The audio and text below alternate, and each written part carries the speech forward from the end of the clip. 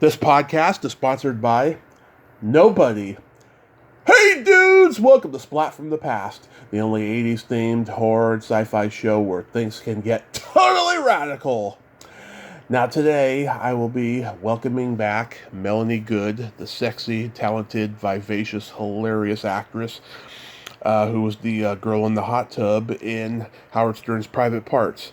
I'm having her back on because a month ago I asked her if she would come on to talk about sex for Sexy May. And she said she'd like to ask me questions because she knows how freaky my past is, and she's always been pretty vanilla. And I didn't even know that term until she told me it, and then I've been using it ever since. And so I'm curious to know what questions she has and what stories I can tell. Also, this is the last show for Sexy May, and it's the last show for the month of May because I'm moving and celebrating my birthday soon. So for 2 weeks, I won't have any shows done. I'll be back the second week. About the second week of June, I'll be back. Also, rest in peace, the top 40 goddess of rock, pop, and R&B, Tina Turner. Yes, she was simply the best, and what a trailblazer that she had, and how awesome she was. You know, she was just so legendary. My mom saw her in 1987, and she immediately fell in love with the sax player Timmy Capello, and she was so happy I met him at Monsterpalooza many years later and interviewed him on this podcast. But Tina Turner was just so innovative in so many ways. So, rest in peace, Tina Turner. So yeah, here is my new interview with Melanie Good. Hello? Hey Melanie, welcome back to the show. How are you today? Hey, I'm good. I'm so glad you got me. Perfect timing. Yes, absolutely. How are things in Utah? Pretty good. I mean, I'm in Utah. What am I supposed to do? Yeah. You see any Mormon Tabernacle choirs there? Oh my God. I know. I've only been here for like a few minutes. Well, I mean, like a day so far. So, no. Just taking care of parents. So, hey, are we going to do that whole thing where I kind of get to ask you questions? Absolutely. Oh my God, that's awesome. Okay, awesome. Let me know when you're ready to go. I'm ready. I am all yours. Oh, that's fantastic. Okay, so let me think here. I had some questions. Let me pull it up. So you worked at a bar for a long time. Yes. So of all your jobs that you find the most interesting, what's the job that you thought? That was the most fun, because I got to hang out, I got to get laid a lot, I got to just, learn about life working at a bar. Okay, so my follow-up question, I kind of stopped myself there for a second because I was about to say, which job you met the hottest girl? So I stopped myself for a second because I thought maybe I should have asked this first. Okay, so when you worked at this bar, did the girls get really trashed? Wait, I'm sorry. Did the girls get trashed? Is it what you said? Yeah, did they drink a lot, and did you find, like, a lot of trashy behavior? Like, so when they come up, I find, like, a lot when you go to bars. At first, it's all nice and good, and then as the night goes on, the IQs go down, the voices get louder, and the girls get sluttier. What are your thoughts? I think it all depends on the girl, but there was definitely that, girls would come in, certain girls would come in with an attitude, and as the night wore on, they got more loud and obnoxious as they drank. And how attractive is that to a guy? Not really. Not really attractive. So, yeah. So when you were looking for the girls, were you looking for relationships, or were you kind of looking for hookups? It was more relationship based, but I was not, a snob when it came to the sex. I was like, sure, I'll take it, but I would have loved a relationship. I see. Okay, so you weren't, so tell me about tell me about the freak IQ that you have there. And is that more like a relationship freak thing, or would it come out more with the, maybe, I don't want to use the term one-night stands because I don't think a lot of people really have a lot of one-night stands. Maybe I'm wrong. Mm-hmm.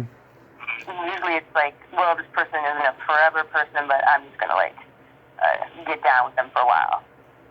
Well, I mean, I had so the first year I was working at the bar, I was very professional, and I got a girlfriend, and we went through a very bad breakup in the fall of 2008, and then I was just like, I'm gonna start getting freaky now because I need to not do the vanilla relationship thing for a while because I'm a young guy. I need to expand my horizons, so I started hanging out with like swinging couples and cuckold couples and stuff.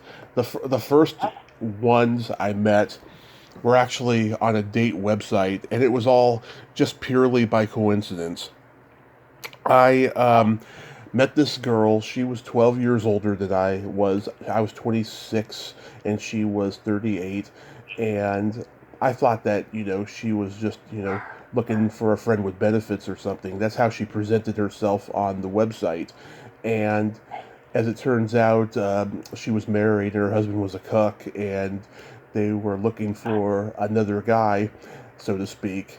And so, after a very fun and interesting date, she finally broke down and told me this. And she had thought that I was just too innocent to like bring me into it. But I said no, I'm not. So we ended up doing it, and that's where it all began for me.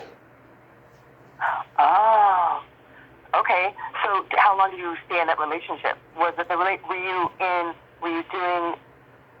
were you in bed with just her, or was it him as well? It was just her, and he watched. Okay. Oh shit. Okay, that got more real. So when Yeah. you guys would do these events, how long would they usually last? Let's see. It only happened twice, so both times it was just a couple hours because we would all do a lot of talking and laughing and just having fun in between. And it wasn't a thing where it was like I got there and it just happened. No, we would just build up to it, just talking and just having a good time, and then it escalated to that. How did it make you feel uncomfortable with her husband watching? Not at all. I was actually turned on, Uh, being that, I'm a stand-up comedian and an exhibitionist, it went hand in hand. okay. All right. Would you look for that situation in the future, or is it just something that would have to happen naturally? It was something that had to happen naturally, but at this Yeah. point, I've been, injured from my car crash for the past 8 years, and I haven't had a whole lot of sex since then. So I don't know. I don't know what I'm looking for. All I know is that I'm going to be turning 40 in a few weeks, and I'm going through a midlife thing. I'm at that point now where I could be at my apartment swimming pool and all these married couples there give me the stink eye because I'm not married. I don't have any kids. I'm like the creepy old guy there. And it's like, Oh, I just want to enjoy myself, not talk to anybody, and not join this domestic bliss bullshit, you know? yeah. Yeah, I absolutely hear you on that. Yeah. Oh, so you haven't had sex? You haven't had like a partner for 8 years, sexual partner? It's been, yeah, about that. The last girl I dated was polyamorous, and we had some fun before my accident. Did that make you feel insecure with her being polyamorous? No, after I got back from my accident, I told her that I wanted to stop seeing her, and it was because I just wanted to work on myself. But like when we were dating, I was drinking at the time, so no, it didn't make me feel bad at all. It was again a turn on. Really? Hmm. So I'm kind of getting that you really aren't looking for, or at least at the time, you weren't looking for a relationship at all. Exactly. Now, how come? Why? I don't know. I just that girl that I went through a breakup with in 2008. I just felt like she was the one, and I fucked up How did you fuck up? because, all right, so I never cheated on her. I'm sure she cheated on me though, and I was just so committed to her, and I just didn't have any goals at that time of what I wanted to do in life. And she had everything handed to her whole life. I mean, she came from money, right? But Oh, okay. she was taking classes to do something at the time. I can't remember what, and I was just working in a bar, and that was about it. And so, I think I fucked up because I just showed that I didn't want anything out of life. And looking back, I should have done something, but who knows? I did the best I could. Okay, so you think that it's because you didn't seem to have like aspiring. Yeah, I mean, I can see what you're saying. You weren't like a lawyer or a doctor. You didn't have anything that you were super passionate in. Were you not doing stand up at the time? I was doing stand up at the time. That was just about it. I should have pursued acting a little bit more at the time. Maybe she could have been happy about that. I don't know, but yeah, I was caught up in the nightlife is what I was doing. Uh, when you were at the bar, were you taking girls home like on a regular basis? Later, after her and I broke up, that's when I started doing that. Yeah, when the swinging and the cuckolding happened. Yeah, because when I was Yeah, with I think her, that because would kind of put you off. By the way, can you hear the noise in the background? Because I will move rooms. no, I don't hear any noise. Okay, good, because I can hear like a lawnmower or something, and I don't know what's going on. Anyway, but I can see how if you didn't have like straightforward goals, it's harder to be in a relationship because you wouldn't feel like you had enough to give. Is that how you felt? Yeah, like I wanted to be in this relationship, and so I was loyal to her. I was committed to her, What but about her made her special? let's see. She was hilariously funny. She was non-judgmental because I looked at myself in the time and was like, "Oh my God, you have to be pretty open-minded to go out with somebody like me." I have a pretty warped, demented mind. Like, I can't imagine anyone going out with me. And the sex with her was fantastic, and she was just I can't describe it. It was just she was just magical. She was like the one that I always wanted, pretty much. Wow. And she broke up with you. She broke up with me, and right in front of one of my favorite bars that I went to weekly. She just like said, "Hey, let's meet up at this bar," right? Yeah, she met up with me to break up with me. Oh, wow. Okay, so let me ask you, because a lot of times they say that the breakups are a long time in coming for the person who does the breaking up. So at the time, was she very calm when she did it? And what did she say? She was, and I can tell that she was pretty upset, and she I could just see the sadness in her face, especially after she drove off too.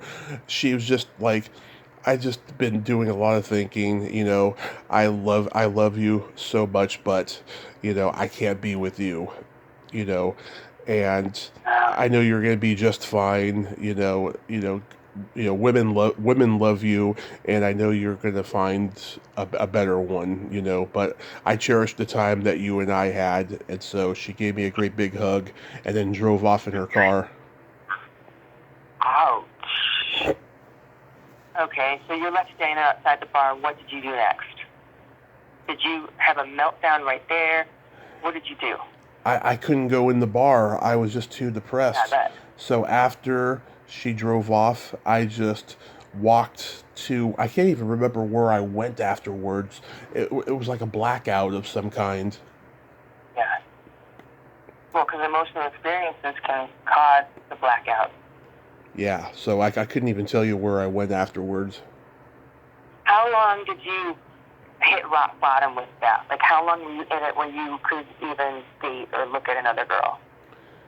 Not long. I met this girl at a Halloween party because this was October. So there was a girl at a Halloween party that was going on at the bar that I was working at. I asked her out, and I went on a date with her, and she was kind of psycho, and allegedly I was talking with my mouth full, but I wasn't, and so Oh no. she told me right then and there at the table that she wasn't going to see me again because of that, and I wasted $40 on her. Oh man. Well, like look, you might have actually saved money because what if you gone on a second date and that she was just having you pay for food? Yeah, fucking gaslighter. Right. What if it was that? So that might have been a cheap honesty right there. She might have just been honest to your face, and that's kind of refreshing, right? Right. I mean, at least there's that. Mm-hmm. Wow. Okay. So now jump forward. What are your intentions now? Do you think you'd be open for relationships now? Is love in the future, or you just want to just shut it down? I have no idea. I'm just taking it day by day. All I can say is, I masturbate a lot. I probably masturbate more than I did in junior high, and I did do it a lot in junior high. Just, Well, I'm just. else then? I'm sorry. If you're masturbating a lot, Yeah. then that could keep you from actually putting yourself out there to meet the right person. Are you watching a lot of porn? I do watch porn, but not frequently. A lot of it I just use my mind. Oh, good for you! Wow, that's original. I've been doing that like most of That's a my lost life. art. Yeah. Yeah, I've been doing it most of my life, just using my mind. But yeah, I don't know. I mean, I'm moving to Modesto in a week, and so who knows? Maybe I'll meet somebody out there. It's just over here. It's not a like-minded community. It's just very conservative and just horrible over here. So hopefully in Modesto, I'll find somebody. Yeah, because you are kind of you're like in the Reading area, right? Like Yeah, yeah, Reading. it's pretty isolated. It's hard to meet people too, isn't it, up there? It's very hard to meet people because you got the redneck tweakers up here, and then you got people who are so conservative and closed-minded that you just think to yourself, God, how did they end up here of all places? A lot of them do come from the South to here. I don't know how they end up here, but yeah, it's pretty weird. It is. I have a couple of friends that moved from Hollywood up to that area, and Hmm. yeah, they're struggling because it's hard for them to meet friends, being city folk, and then moving up there. So I get it. Hopefully, Vanessa works out better for you. Yeah. So. And how's the stand up? Like, if you're doing, will you be able to get gigs there? Well, no, I mean, I kind of put stand up on the back burner 5 years ago because there was a lot of bullshit going on with the Bay Area stand up scene, and people were always spreading rumors and talking shit about me. So I just got tired of it after a while. I mean, I'm on disability from my accident, and that's all I need right now. Right. Okay. I mean, I can totally see it. I mean, the stand up scene has always been backstabbing. Yeah. And that's just how it is. Yeah. You kind of have to let that roll off you, and that's at all levels. That's from starting out to the very top. It's just always there. Yeah, I mean, there's one thing I learned from all those years of doing stand up in the Bay Area is, oh my God, don't hang out, and especially don't hang out in the places that you already hang out at when there's not comedy night, because just, oh God, people talk shit. There's always gossip, always. Is there any kind of gossip you want to share, or you want to let that die? I want to let it slide. I've talked about it so much in the past. There you go. Yeah, let it die. Okay, let's get back to the other thing. So what is your girl type? So if you were to make it a famous actress from like the 70s or earlier, what would your type be? You know what? I just, beautiful is beautiful to me. I don't have a specific type. She can look like anything she wants, basically. Any race, anything. So like a Kim Novak or a Jane Fonda, doesn't matter. It all depends on emotionally what works. Exactly. Yeah, it all depends on what emotionally works. But she could look like anything. Hell, when I was working at the bar, I went home with a girl in a wheelchair once. Wow. How did that go? Was that difficult?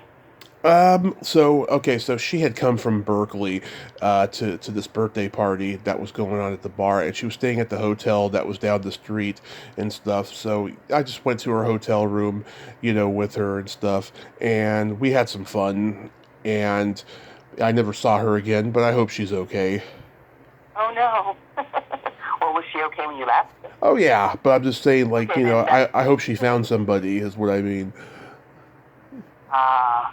I see what you're saying. Yeah. Well, I get it. Is there like an immediate thing when you meet a girl that would be a turn on? Or like if she were to say something that would be an immediate turn on and an immediate turn off? No. Maybe we're starting to answer the turn off one first. Like, what could a girl do that would be like, ew, that's gross. We're done. This date's over. Like the girl who you were chewing with your mouth full. All right. Okay. that was her cutoff. What was yours? What would be gross? Turn off. Just being closed-minded and just not fun and just be arrogant and just, a horrible person. That would be the turn off. Yeah, you might be already on the date by the time. You might be on like date 4 or 5 by the time you find out all that. Yeah. Right? Yeah. Is there anything like gross that she like? What if her nails aren't perfect? What if her toenails, aren't done and she's more of like a grunge girl? Oh yeah, I hate but that. She's super sweet. I mean, I would eventually tell her, it's like, hey, we gotta do something about those toenails because they do have potential of being gorgeous. Let's get you a pedicure. So you'd fix it. You'd work on fixing it. That sounds logical to me. Yeah. What if she had like a mole in a weird place that you just could not? I'm not talking about like a little flat mole. Like what if she had like a big mole on her face, but she was pretty besides that and nice personality? Then what do you do? I would gnaw on it. Oh shit. Yeah, no, I think it's the imperfections that make us special, and I think moles can be sexy, just as long as it doesn't look like a sausage you'd find on pizza. I mean, it would look good. I'm not talking about it. I'm talking like a piece of sausage. Yeah, no, I mean, it's the imperfections that make us special, and I think it would be sexy, and I'm sure she would have a plan to have it removed at some point. All right, so you're into fixing. I got it. Okay, so here's a question. Mm-hmm. Okay, if in your past, have you ever been in a relationship with somebody who you knew it was toxic, but you just kept going back because the sex was so good? You stayed in it longer because the sex was so good. Yes. Just before me and that girl that I had the bad breakup with happened, I dated the aunt of an old friend of mine. She was about 17 years older than I was, and she was trying to change me, not like bodily change, because you can change your body, but you can't change who you are. So I don't believe in that kind of a change. So yeah, I mean, she was kind of toxic, and she was always arguing and stuff. But the sex was just awesome. I mean, I still can remember vividly, her just laying on her back, and just begging me to play with her clit, and I love that kind of begging, and so that was fun. But yeah, she was really toxic, and then her nephew told me later that he hates his aunt like like crazy, and so he was worried about me and stuff, and I had apologized to him because too many people knew about it, and that was just me being insecure because everyone told me when we were in school that I was going to die a virgin and all this crap, so I was trying to be a big man and stuff. But yeah, that's like the closest I've come to a toxic relationship. Was she much older than you? Yeah, I was 25 and she was 42, so 17 years older. Wow. Well, Jerry Seinfeld does that, so. Yeah, yeah, that's true. Perfectly fine for a guy. I don't see what's wrong for a girl, but I do see what you're saying. But hey, you must have learned a lot when you were in that, right? I mean, didn't you learn a lot from her? Did she teach you a lot? Yeah, I mean, she taught me, there's more than what lies on the surface of people, and that was a valuable lesson. Oh, okay. Well, fair enough, Hmm. Wow. Okay, so that was a question that that I think most people should be asked. Why did you stay in the toxic relationship? Yeah. All right. Is there something when you're meeting a girl that she could do that would be too aggressive that you would say, oh, it's too much, over the top? I can't date you anymore because you're just too much. Or if you just meet her for the first time, what would a girl do if she walked up to me and it would be too aggressive? Uh, that's I don't think I have an answer for that. That I haven't, at least not that I can think of. I haven't had a situation What if a like that. girl grabbed your cock and like she walked up and put her hands and you didn't even know her? Where would you be on the line there? I'd be like, "Hey, baby, nice to meet you," but oh my God, let's go slow, I mean, that would be pretty aggressive, I would think. But Yeah. I've heard it happen. Like, I mean, obviously I've never done that, but I have definitely heard guys say a girl did this and one reaction or another. Like, they were either totally into it or totally not. I'm going to have to wager, though, what did the girl look like? But the thing of it is, some guys, even if the girl's totally hot, would be like, that's too much. Like, it can't just be sex right off the bat. It has to be more than that. Yeah. I mean, again, I'm not hung up on looks. I date a woman who, had a big birthmark on her face if I could. It's just I see, beauty is in the eye of the beholder. And everyone needs love. No matter what you look like. No, I completely agree. So you don't have any immediate turnoff. No turn off whatsoever. That's amazing. Well, you shouldn't be having any trouble at all meeting a girl then. I shouldn't, but I do. It's just, this runs in the family. We're all wacko magnets. We attract so many crazy people because we're so charming and we have personality that, we get put in situations. But oh my God, I gotta ask you, do you remember there used to be these two Siamese twins that used to go on Howard Stern's show? Yeah. Yeah. Yeah.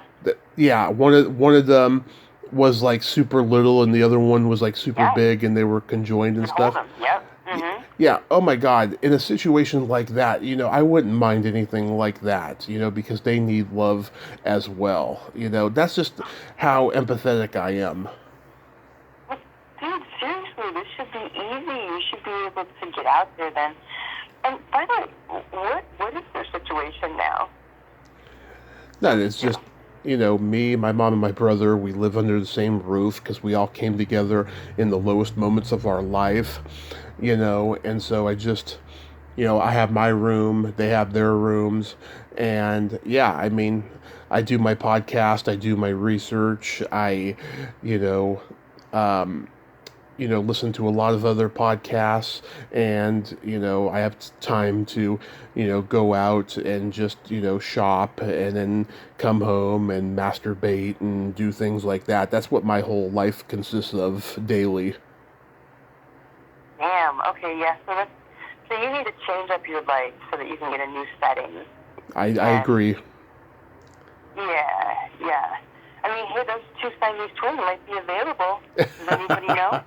I'm not saying I need Siamese twins. I'm just giving you an example of like how low maintenance I am when it comes to women.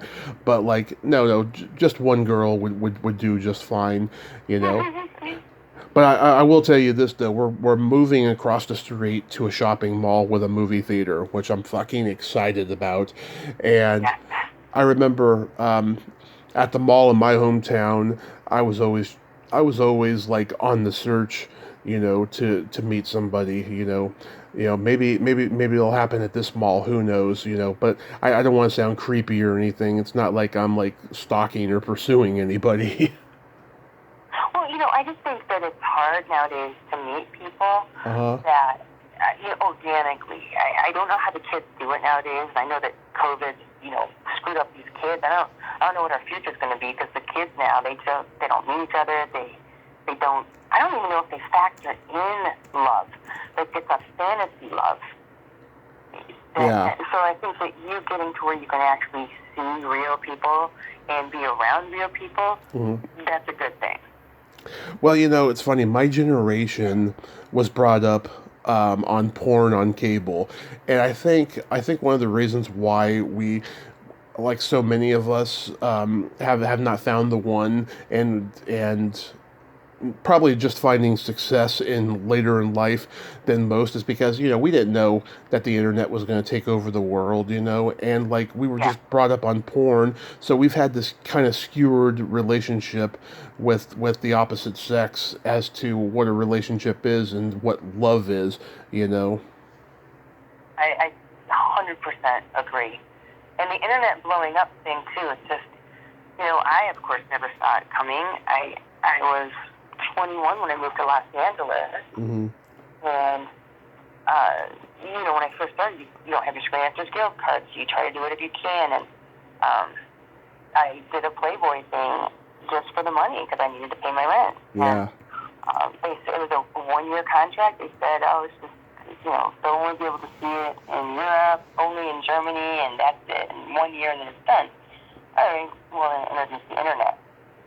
And they just repackage it, put it in a different. I mean, it's nothing crazy, but I don't appreciate it because I signed a 1-year contract and they gave me $500. Right. That's abusive. I think that you can now get it on the internet. It's wrong. Yeah. They should pay. They should pay. If they're gonna be playing it, they should be paying. Yeah, well, my whole thoughts on the whole writer strike that's going on right now is this. Yeah. You know what? Are you really busting your balls to collect 10 cents on something you did 40 years ago? It's like fucking, we live in the age now where anyone can create content, I mean, you don't necessarily have to be one of those fucking influencers or what have you, but just create content and make better business decisions and collect money that way, and don't fucking worry about the residual part. That's what my feelings are, and I think in the future, the generations that are coming up after me, there's going to be less lawsuits and more people are going to be creating content and not worrying about residuals. Yeah, I'm not even super familiar with what the strikes ins and outs are. I've driven by and seen the strikes that's out there, but Yeah. and I know that the Screen Actors Guild they're in talks right now to start striking. And I just think for Los Angeles, this is just not good. This is our poor Los Angeles is dying as it is. Were you there? Were you there in the '88 when that one strike happened? I wasn't there in '88, but I was there in the '90s when the writer's strike and the Screen Actors Guild strike. Wow. It put me out. Like I was like, I can't. I had just been offered the lead female in a vampire movie, but I had just flown to North Carolina because I was trying to trying to branch out in my life and stop being an actress so much. Or I was trying to create my own future and not depend on somebody else. Please, God, give me a job, because that was getting too much. So I said, if you guys want to cast me, which I really felt that they wanted to, please, I told my agent, tell them to tell me today. When I fly tomorrow, I'm there. I'm going to be in North Carolina. I'll be working. And, of course, I land in North Carolina, the old-fashioned call up my phone, check my messages. We used that answering machine. And sure enough, got the job. And, it was shooting the next day. Like, I can't even physically get back. Yeah. Sometimes. You guys, just, whatever. That strike in '88, it spooked so many people. that they had to start shooting in Canada and other places for a while because, I know that when Joe Dante was filming The Burbs during that strike, they had so much trouble. They had to go all over Los Angeles to find areas that didn't have picketers and strikers and stuff. It was crazy. Yeah. It's too much, and the problem is that you can realistically put up a studio anywhere. I mean, with Tyler, oh gosh, I can't think of his name. Tyler Welsh. Tyler Perry? Yes, he's got a studio in Atlanta. It's doing quite well. You can easily put studios. I heard talks of it going in Kansas City. I heard Warner Brothers, they're branching out, looking for places to start making. Los Angeles, these people really have to realize that it can leave LA and it can really go somewhere else. Yeah. At this point, you can shoot practically anywhere, especially since the green screens are used so much. And there's good actors. Well, I think our acting quality actually it's a dichotomy of, if you have people that have been doing it for a while, they're far better than the ones who just don't get as much work and don't get enough time in front of the camera to make mistakes, look at the mistakes, and then see, I need to do it this way. Right? There's a comfortability that has to be reached, because what people don't realize is the whole game is remembering your lines, internalizing them, and then hitting your mark. I mean, really, that's the entire acting game of reality. You can go to acting school for 20 years. That's not going to help you internalize, let it show on your face, and then, here's the big thing. You got to hit your mark so that light's hitting you exactly right on the line that you're delivering. Or if you're a reaction shot, you have to actually have an emotion. You can't just wait for the person to stop talking to say your line. Yeah. and I think that's been lost. I think that the actors, too actory, overthink everything.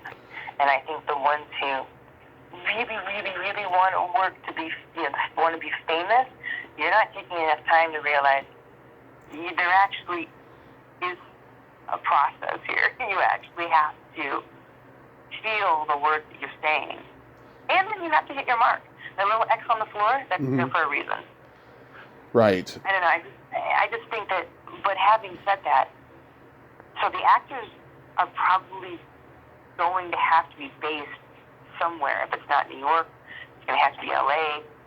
I know that in Atlanta and in North Carolina, they have huge studios, and they are having a little trouble finding the actors. They still have to go to New York and LA. So where does that leave us? This leaves us going, so we have to live in a really, really expensive city to get work, and then we fly everywhere else to work. Yeah.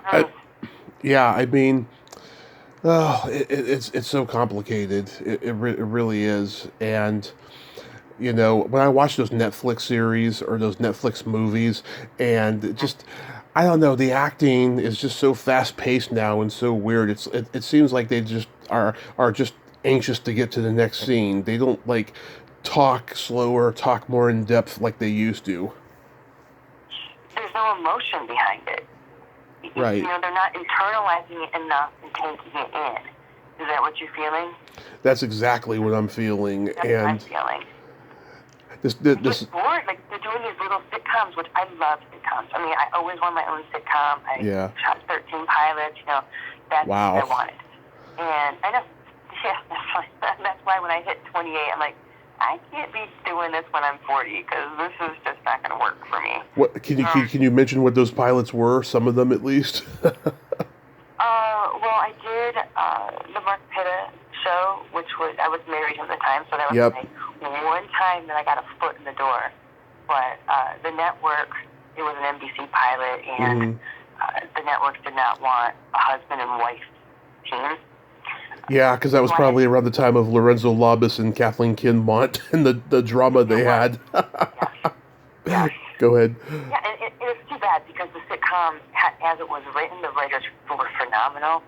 Yeah. And they kept having them change it to the point where it wasn't the sitcom that it had intended to be. And it's because the girl that they got to play the wife, where she's a phenomenal actress, she's a very lovely, lovely girl, I feel was miscast because the way it was written based on me. And it was based on how I kind of like would manipulate Mark, and that would be just, oh, that's so cute. Don't you want to do this though? and there's just a way of doing it, and her acting style just couldn't portray it right, so they kept having to change the writing. And in the end, it wasn't the product that they had, that they had paid him to write and then was being shot. It was then a different product. Mm-hmm.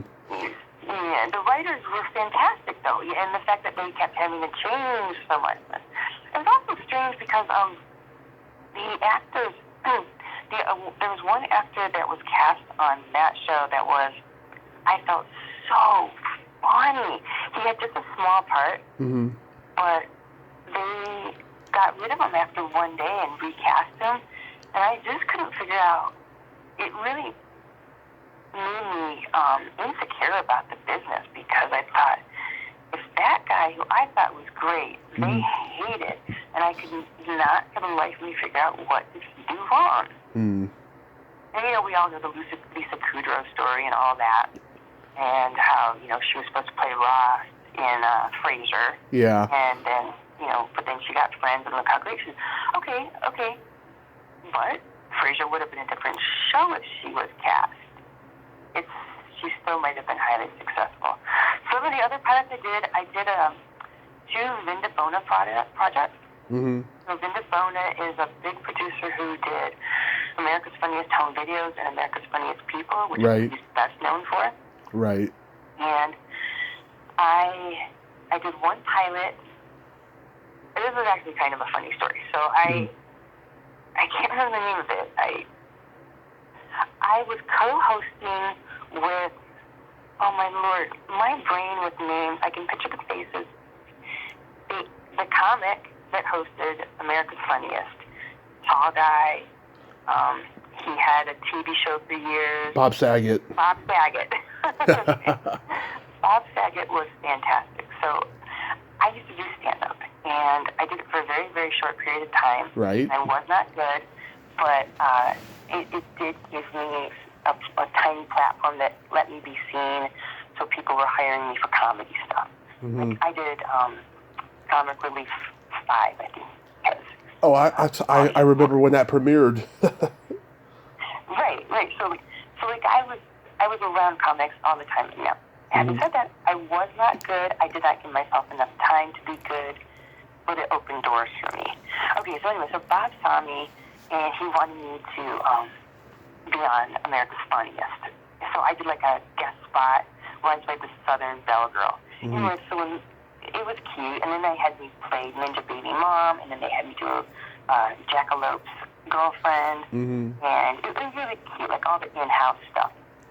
Well, then they were doing a pilot, and I was just supposed to walk on and do something really quick, but they wouldn't let me on the lot. I'm here. Your name's on the list. Yeah. But I'm here. You call somebody. Okay, so I'm an hour, and it's 105 degrees, I'm sweating, it's terrible, and when you show up to do these shoots, you're not supposed to come hair and makeup ready. But I kind of came with a basic look because I'd done something not that long ago, and they complained that they did your makeup terribly, and what did they do to your hair? So they said, next time, show up how you want to look. So luckily, I had some hair and some makeup. Not a lot, but a little. I show up, finally, they get Vinda Bona himself, because I can't leave, because my agent's going to be mad at me, they're going to be mad at me, they're going to think I'm unprofessional, I cannot leave. So I was right there, and finally they let me on. I show up, they had recast me. What? I'm here at your freaking gate, they got another girl to play my spot, because there was just a little bloop thing on the pilot. And they go, well, your dress is right there. And I grabbed the dress, because the girl had something else on. I grabbed the dress, and I am just, I had my underwear and my bra on. I'm running down to where the sound stage is, throwing this sparkly long dress on, and going through the lines in my head, and they said, oh, we want you to do a southern accent. I was like, okay. And I made it, and I punched through the thing, and I was able to do the spot. But when Vin the bonus saw that, he's like, just have her, yeah, she gets the part. Not only she gets the part, but I want her to do the next pilot as well. So I shot a few pilots with him. Never got picked up. Did you ever do like an action series or a drama series? I never did an action series, but man, would I have liked to. As far as drama, no, I would have to say the most drama thing I ever did would be like, Who Wants Dick Dixter? Which is like an independent movie that wasn't that old. Yeah. I think it's like 10 years old, maybe 9 years old now. Right. No, I definitely stuck to the comedy stuff. The only thing I was in was martial law. Yeah. And then I was in, and it's kind of like a love boat thing. I can't think of the name of it, but with some old-time actor. Of course, it's my mom's favorite show that I ever did, and I didn't think of the name of it. But, I mean, I did in movies. I did a lot of, coming up, I did a lot of feature extra work. Yep. And body double work. So, I did Jennifer 8. I remember that. I was just in with body double though, which was pretty cool. But I mean, she was awesome. But yeah, I'm a comedy girl. Yeah. I wish I could have, but who's gonna take me all that seriously? I mean, I'm a dork at heart. Can't get around that. Yeah. It's amazing. It's amazing. So, May is International Masturbation Month, and I'm curious to know, do you have any funny or amusing or interesting masturbation stories? Wow, I did not get the memo on that. I do not have any good masturbation stories. I really seriously don't have any good ones. I wish I did. Nobody's ever walked in on me. Yeah. Lala Kent told that really good story of how her roommate walked in on her right as she was orgasming and there's nothing she could do about it. I just don't, I'm not even a big masturbator, so that's not I'm an imagination person too, so I don't really watch porn. Not that, if I hope people pay for their porn, because I think those girls work really hard. But yeah, no. Tell me one of yours, though. I'd rather hear yours. Oh, I've got a couple of good ones. Tell me.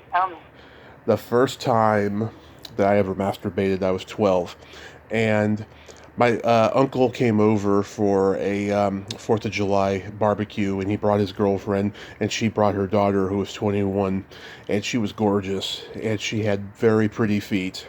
And I told her that she had pretty feet, and she just thought I was cute. She pinched my cheek, whatever. A few days later, I'm in my room thinking about her feet, and I got a hard-on, and I've had like a million hard-ons leading up to that, but I didn't know how to get rid of them. And finally, I was just like, okay, I'm going to do something about this, because this is fucking annoying. So just out of instinct, I started humping the bed, just like anything to get rid of this boner, anything, right? Yeah. And I came, and I felt so good. I was sweaty and just, out of breath, and I didn't have semen yet. That came a few months later, and I was like, oh my God, I don't know what the fuck I just did, but I'm going to do this more often. And so that's how it began for me. And then I told the boys at school that I did that, and they were like, Tommy, you jacked off. I didn't know what I did. Oh my God, that's hilarious because nobody tells you. You don't learn these things. Yeah, you gotta learn these things. And then when I got out of the hospital from my car crash, my friend Mary came to visit me, and she and I, when we were in high school, we were friends with we were friends with benefits, and we'd seen each other naked, and so nothing was ever awkward with us. And I was masturbating to Sofia Vergara on Modern Family, and Mary came in, sat next to me, and she said, I would love to do Sofia Vergara. And then that just amplified my orgasm by a million. And then pretty soon, my jizz was on her knee. Oh my god. And she got so Damn. and she got so mad. She was like, "You asshole!" And I was like, "Hey, you started it." Wow. I'm surprised she didn't just jump in there with you. Well, we had a little makeout session and a little finger bang after that. But you guys went like all the way friends with benefits? Yeah, and well, I couldn't go all the way with her, that day because I just got out of the hospital. I broke my leg in 7 places, and I had all this wrong with me, and I still had a biliary tube in me and everything. Man, you are a mess. That is awful. I've been through some shit. I have been through a lot of shit. That's just terrible. How's your walking now? It'll always be fucked up because I got arthritis in my leg and I have my cane. Oh, that's one thing I gotta bring up. Fucking, I'll be at the store across the street from here and I'll see these fucking 75, 80-year-old war veterans and they'll give me the stink eye because I'm a young guy walking with a cane. I don't know what it is. It's like I'm a fucking, baby killer from the war in Iraq or something, and that, the Vietnam War that they were in was better than mine or something. I don't know what the fuck the look that they give me is all about. That is weird. Yeah. Is it like jealous? Jealous that I don't know. That you're using a cane, or they're mad at you because you think you don't need it? Yeah, I don't know what it is. They give me that look, and I'll tell you, when I was still back home in the Bay Area, I never got that look at all, ever. Wow. I find that ignoring people is the best. Keeping my head down, like just. I mean, obviously be aware of your surroundings, but I really don't meet people's eye very much. Yeah. I just really don't. I just try to, I don't know, I try not to be aware of others. And like if they're looking at me, I'm just not aware of it. Because I'm always getting people saying, why are they staring at you? Like, really? I don't understand. If I will say to you, people are staring at me, then that means, holy crap, why is everybody staring at you? Are you an ape or something? What's happening? Yeah. But I really just don't notice at all. Yeah, I don't know what it is, but like they don't say anything, and if they did, I'd fire back. I'm not worried about that. But it's just like, why are you giving me this extra room like it's an inconvenience to you, and there's plenty of room here, It's like acting. People wouldn't be kind. They wouldn't just be kind and give you a little extra space. No, it's like, okay, they see how big I am, right? And they're not so big. Oh. And so they just abruptly give me extra space and then give me this look like it's inconvenient to them, when I'm walking with my cane. He's like, there's plenty of fucking room here, man. Oh, that's terrible. Yeah. People just don't know what they're doing, and the world has changed so much that, everybody has a lot of problems. Oh.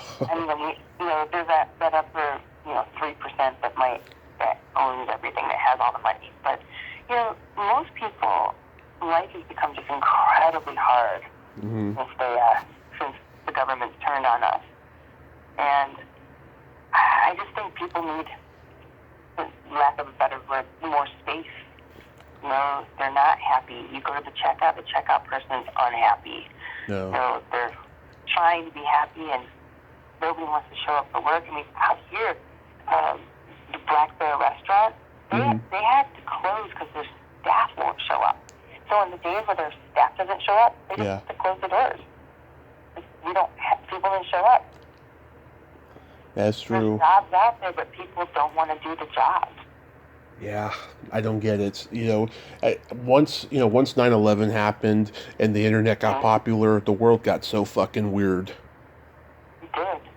It did. And the TSA thing, it all seems normal to us now, Mm-hmm. but, there used to not be TSA. And we seem to do a lot of flying, a lot of traveling, got a lot of work done, and Mm-hmm. now we're harassed for the end of years just to get through. Yeah. And people don't even remember that this didn't used to be a thing, and now you can't take your toothpaste on the flight. Yeah. It's just changed to an uncomfortable level, and obviously it doesn't seem like we're going back. Mm-hmm. Now it's going to be more rules. And this face mask wearing, I know we're supposed to be okay with it, but I was in a grocery store yesterday shopping for my folks, and I had two choices: go to the one with the face mask and one without. I'm going to go to the one without because the girl with the face mask is freaking me out. Yeah, it seems like we're going back. I just hope we don't go back to the Victorian era because that would be a disaster. I don't think that it's ever going to go there, but I do think that we've gone too far. I think that the open-mindedness is at the cost of those of us that have emotions. Like, I don't think the kids should be seeing things that they're seeing now. Mm-hmm. Yeah. Let them be kids. And I don't have kids. I'm anti-kid. Yeah. Anybody who knows me knows I'm anti-kid. Yeah. I'm not afraid to say it. I'm just going to step right up and say, please, I don't want to spend time with your kids. Yeah, exactly. Tell me about your dog. Tell me about your cat. Especially with close friends. especially with people like you and me who are very open-minded and a little freaky. It can get really messy. you know. Yeah, I just don't. Yeah, exactly. And so, having said that, that I don't care for the younger kids. Once you hit 16, though, you're fine, perfectly good. But I don't want the kids seeing some of the things that they're being forced to see now. Yeah. Because it's messing them up. I don't want them to see these things because they should be able to figure out love, and they should be able to figure out themselves. First, nobody's a fully formed human until you're like at least 20. You can't be making decisions. You're just trying to figure out who you are. So don't make any don't get married. Try not to have kids. I know that's hard. I don't understand why they took away abortion and education out of the schools at the same time. Well, I'll tell you, I was bullied so much in school that all I wanted to do was watch TV. I didn't want to do anything else, and we didn't have internet yet. And when I see a kid nowadays who is just so quiet, so in fear of being bullied, and he's on his cell phone, it reminds me of me, but in this generation, and it's so sad. It really is. It is. It's really, the bullying should have been stopped when we were kids. I was heavily bullied in 3rd and 4th grade as well. Heavily bullied. My parents changed my school because it was so bad. And it messes you up for life. Like, for life, I think I'm fat. That's just it. Yeah. And for life, the sexual harassment that you get when you have large breasts from the time that you're very young, Mm-hmm. I will never be fully comfortable being touched, in certain ways because of the bullying. And, but so you were bullied from what age? From the time I started kindergarten, and it went, by the time I got to high school, it went from, physical bullying and fights to just, them talking behind my back. Wow. And the physical bullying, were they beating you up? Lockers? What was? Oh, I had some pretty bad fights throughout my childhood. Oh my God, there were these kids. They were just grabbing me by the arms and stuff, and just like throwing rocks and twigs at me. And I remember one kid freaking punched me in the stomach. I fell to the ground crying, and one kid took a fucking twig and just hit my leg with it. And oh god, I was crying so much. That's terrible. How old were you at that point? I had to have been about 8 or 9. And it's really awful when kids are allowed to do that and think it's okay. What's going on with them that makes them do that? What makes them go all Lord of the Flies? I think it's genetic. I think, their parents are assholes too, so they pick up on that. Mm-hmm. Yeah, it does trickle down. It does.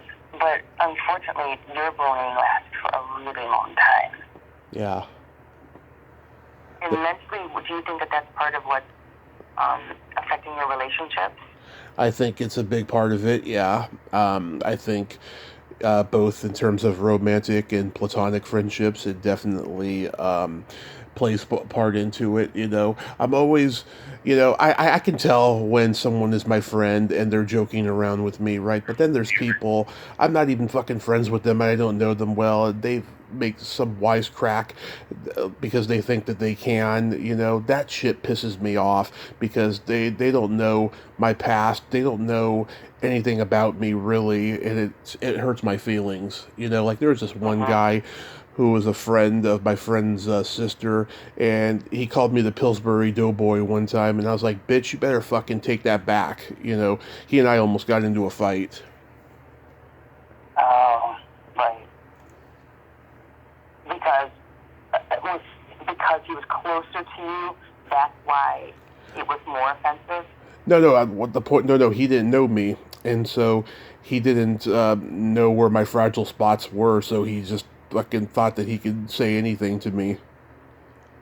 Oh, fuck that. Yeah. That's rude. Yeah. Yeah, people need to feel it out because they don't know what some people are oversensitive though, and they can't take anything. Yeah. But when people don't know you and they make remarks about your body, your physique, whatever it is, they don't realize what they're saying. Yeah. Was this person physically fit that said it? Mm-hmm. You were. That's even worse. Because it's one thing if he was a Pillsbury Doughboy-esque and he said it to you. He was skinny. Would you? Oh, he was skinny. Yeah. But would it have been different if he had not been skinny? No. I mean, fucking, he and I were both about 23 at the time, and he looked like he was fucking 45 from all the meth that he smoked. Oh. Well, fuck him. Yeah. Well, if he's a meth head, then he doesn't, he's not worth the conversation. You shouldn't even be insulted by anything that he said because he's got his own problems and his own demons. And yeah, at the time I didn't know that he was a meth head. I found out later, but yeah, that pissed me off. And it still sticks with you. Mm-hmm. That sucks. Did any girls ever do anything? There were some mean girls that were bullies to me. There's this one, her family and my family grew up together, and they always thought that their shit smelled wonderful, and they never liked my family. And since I first met her when we were 6, she has always been a cunt. Always. She loves making fun of me and just making fun of others and just being a horrible person. I saw her at the mall one day about 10 years ago, maybe 8 years ago, and she was screaming at her own kids. I mean, really screaming and being a bully to them. So that's just who she is. She's just Yeah. a bully. Yeah. It's interesting, how life goes on. I wonder where a lot of these people wound up. Did you ever have anybody who stuck up for you? Oh, yeah. I had quite a few people who stuck up for me. This one guy, James, that I met when I was in second grade after I changed schools. He was a fourth grader when I was in second grade. He always had my back when kids picked on me. And later he conformed to being not a bully to me, but just he was hanging out with the alpha jocks, and being a baseball player and so forth. And we reconnected at a mutual friend's funeral back in 2009. And, he showed up to my birthday party that year, and I didn't even know he was going to do that. I mean, he's still that guy who helps people, right? But he's hung out with the assholes since then. Did he change his attitude when he started hanging out with the jerk jocks? I don't know if he changed his attitude because I went through a long period where I didn't see him. But I had heard that he had gone down a rabbit hole of meth himself. He lost his hair and shit. And yeah, but he's still that guy. He's still a good guy, even though he hangs out with the jocks. I got it. It's just, there are good people out there. There are. Yeah. It's getting harder to find them. It's getting harder to weed them out. Mm-hmm. Everybody's got their agenda of what they want from you. And that's harder to weed out, too. Yeah. Yeah. Well, I'm sorry that you went through all that. That's really terrible. You shouldn't have had to deal with that, and I really hope that you don't have to deal with that from now on in your life. When I came out about being bisexual in 2010, oh my God, all the, I played football for my high school, which had the city's namesake. And all these guys were just fucking being mean, not to my face, but behind my back. One day, I got a text message of a picture of Christopher Walken in Pulp Fiction, because the, watch had been up his ass, and I just, Right, yeah. and I was just like, oh God, you fucking classless piece of shit, whoever sent me this, it was a prank. And I was so hurt by that. Yeah, just, people are dumb. I want to say that they don't know what they're doing, but, they know what they're doing, and they're just dumb when they do stuff like that. Absolutely. You gotta just shake that off and move on, and try not to let it in your brain. I know it's really hard, especially when we were younger. Now that we're older, you can shake it off easier, but the damage is there. Now you just got to figure out how to compartmentalize it and put it away so it doesn't dominate the forefront of your mind. Absolutely. Does that make sense? It does make sense. I use the analogy of when things have happened to me, I'm like, oh, I put that in a box, and that box is put away. And I'm not bringing that box out. And I know that even a therapist might say, like, well, that's not healthy. Well, it's healthy for me, it works for me, and that's how it is. Yeah. It allows me to stay light and bubbly to the best of my ability. Because otherwise, oh my gosh, I would drown in some of the things that, have been thrown my way, or things that have happened. Because everybody has had shit happen to them. Everybody. They sure have. At this point, I've always thought, it's just really all in how you handle it. You can't let the future be defined by your past. And that's just how it is. It's taken me a long time to realize that. Yeah. If you could change anything, like if you could tell your 13-year-old self anything, what would you say? 13-year-old self? Yeah? Let's see. Yeah, I started painting my toenails at 13, so I'd tell my 13-year-old self, don't worry, people are going to accept it, it's not going to be a hindrance, and you're going to, meet some interesting people, and you're going to get laid, contrary to what other people said, because I was just so freaking worried for a long time that I wasn't going to get laid, and all this stuff was going to be awful and everything. And then as it turned out, I was like, what was I worried about, Yeah. There you go. So you would have told yourself to just live and not worry so much. Exactly. Yeah. Yeah. That's a good one. Man, if we could just live life again, right? Exactly. Youth is wasted on the young. So how long are you going to be in Utah for? I'm only here till the middle of next week, and that's mainly because I have a cat that's dying, and I gotta Oh, get home and take care of him. But yeah, I mean, I just basically take care of my parents primarily now. So I've got to figure that out. I have to figure out how to be primarily in Utah and not LA. yeah, you're leaving right around the same time I'm leaving here. Um, should be doing it on Wednesday the 31st. Today I gotta go through my closet and look through all my clothes and see what I'm gonna keep and not keep. Yeah.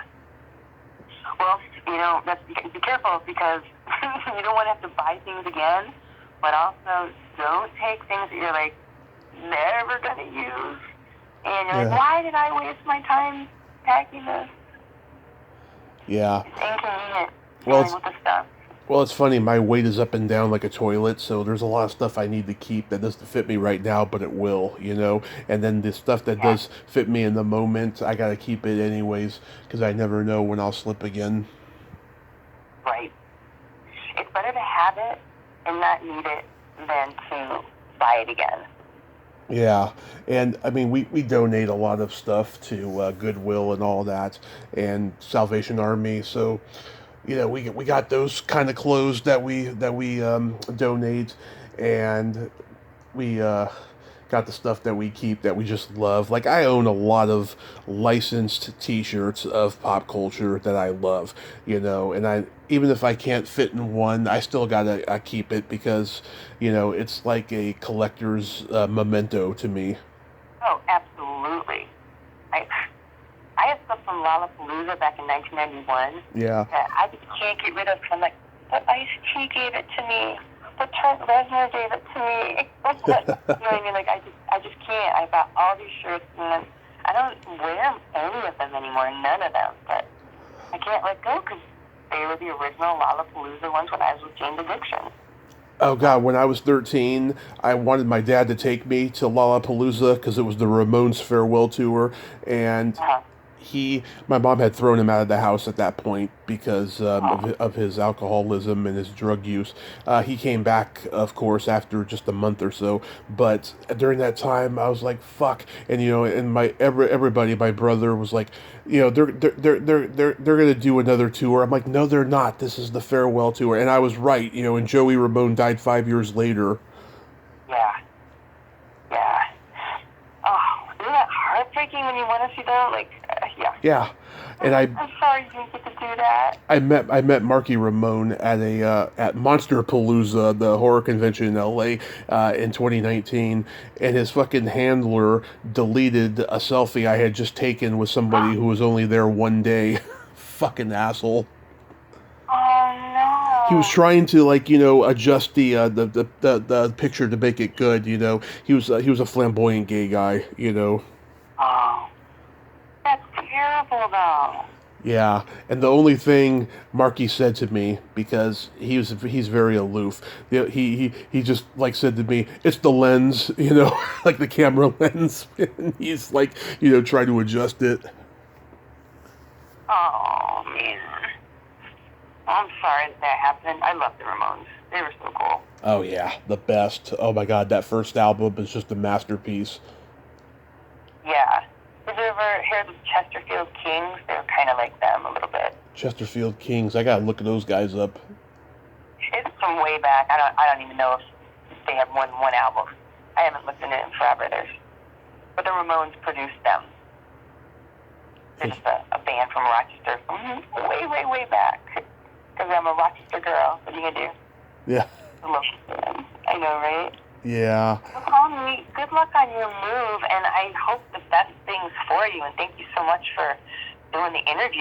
And Oh, you asked me fantastic questions, Melanie, and it ended up being so sweet, and of course the rabbit holes we went down with the strike and the bullying was just fantastic. So thank you for being my last guest for May, and I hope you have fun spending time with your parents in Utah, and just get back to LA safe, and just be safe out there.